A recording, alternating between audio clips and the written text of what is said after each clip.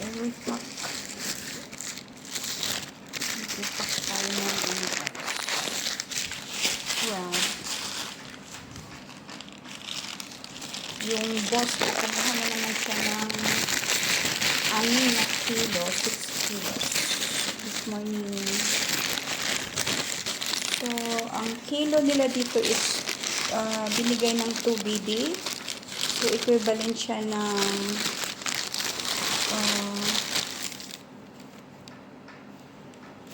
300 mahigit yung 1 kilo sa peso. 300, nagkakahalaga siya ng 300 mahigit 1 kilo. 4, 5. Ang style namin dito guys, binuboil muna namin, saka ipapasok sa freezer. So yun, kahit umabot siya ng mga ilang buwan, yun na yung pinaka-stock. Thank you.